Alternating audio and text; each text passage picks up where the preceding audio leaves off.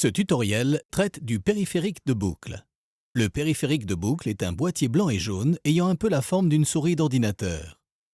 Il possède un bouton rond et plat sur le dessus. Le périphérique de boucle possède deux cordons et deux ports de connexion. Pour comprendre le fonctionnement du périphérique de boucle, orientez le petit cordon vers la gauche et le port opposé vers la droite. Le grand cordon est alors allongé vers l'avant sur la gauche. Le dernier port est orienté vers l'avant sur la droite. Pour créer une boucle, branchez le petit cordon du périphérique de boucle dans l'ordre où vous désirez ajouter une boucle. Vous entendez un clic confirmant le branchement.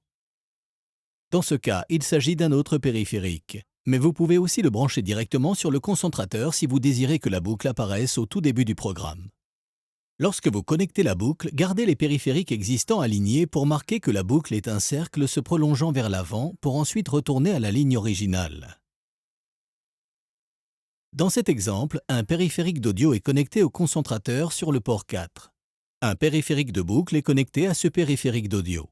Un périphérique d'audio est branché sur le port avant droit du périphérique de boucle. Dans le sens horaire par rapport à ce périphérique d'audio, un deuxième périphérique d'audio est fixé à l'extrémité du premier périphérique d'audio de la boucle. Le grand cordon du périphérique de boucle est ensuite branché sur le port du deuxième périphérique d'audio. Cette opération ferme la boucle et le programme s'exécute dans le sens horaire. Dans l'application, un bloc de code jaune apparaît sous le fil correspondant pour indiquer que le périphérique de boucle a été connecté. À l'intérieur du bloc, un chiffre indique le nombre d'exécutions de la boucle.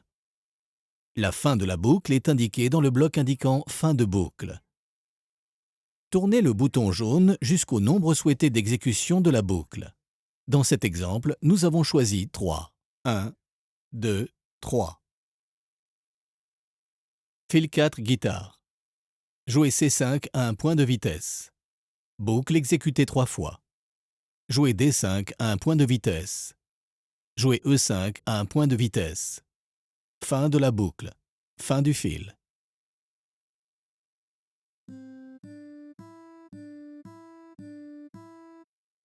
Reprenons le même exemple.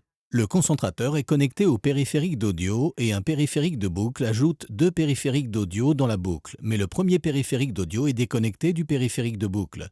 La boucle n'est pas complète. Si je décidais maintenant d'appuyer sur « Exécuter », l'ordinateur signalerait une erreur. Lorsque le bouton exécuter est enfoncé et qu'il y a une erreur, CodeJumper émet un son de RAW. Dans l'application, le bloc de code correspondant à la boucle est affiché en jaune grisé jusqu'à ce que la boucle soit complète. Lorsque la boucle est complète, le bloc de code devient jaune éclatant.